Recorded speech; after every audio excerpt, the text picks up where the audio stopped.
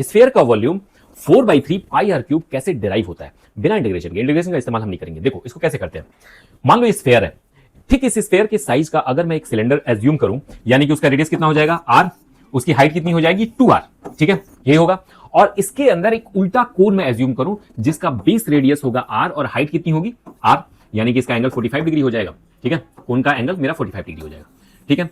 अब इस पे मैं एक पॉइंट लेता हूं x, y, किस पे, स्फीयर के ऊपर।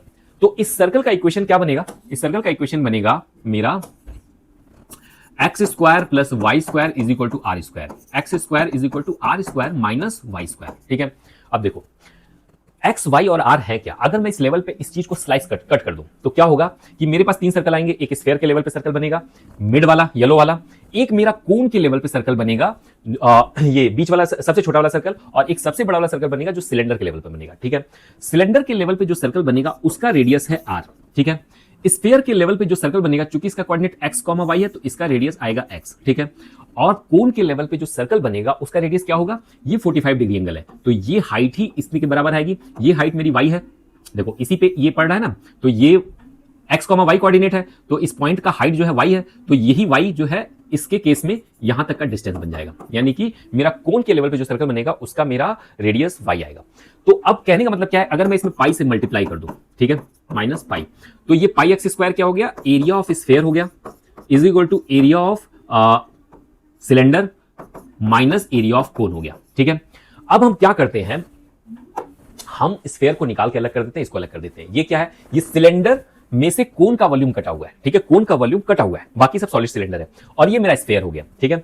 तो हम ये बोल सकते हैं कि इस एक सेक्शन के ऊपर ये जो स्फीयर का एरिया होगा वो इस सेक्शन के ऊपर कहीं ना कहीं सिलेंडर माइनस कोन का एरिया बन रहा है, जो फॉर्मूला हमारा प्रूव हो रहा है, ठीक है।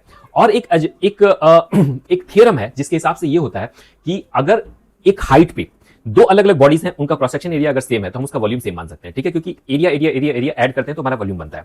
तो अगर एरिया मेरा सेम ही चल रहा है, भले उनकी शेपिंग डिफरेंट हो, तो उसका वॉल्यूम हम सेम मान सकते हैं। तो इस केस में हम ये मान सकते हैं कि जो स्फीयर का वॉल्यूम आएगा वो बेसिकली इस बॉडी के वॉल्यूम के बराबर होगा, यानी कि सिलेंडर का वॉल्यूम माइनस कोन का वॉल्यूम बराबर आएगा, ठीक है। सिलेंडर का वॉल्यूम क्या होता है, basically pi are square into h है, एच की वैल्यू 2r है, ठीक है, माइनस कोन का वॉल्यूम, देखो दो कोन है इसमें, ऊपर नीचे दो कोन हो गए, एक कोन का वॉल्यूम होगा 1/3 pi are square into H, H भी आर है, और दो कोन का वॉल्यूम क्या हो जाएगा, यहां पे 2 कर देंगे, 2/3 pi are square into R, तो ये हो गया मेरा 2 pi R cube minus 2/3 pi R cube. अब हम इसको माइनस करेंगे, 3 2 6, 6 - 2 हो जाएगा 4, 4/3 पाई आर क्यूब, ठीक है, 4/3 पाई आर क्यूब प्रूव हो गया। कहीं पे भी इंटीग्रेशन का इस्तेमाल हुआ।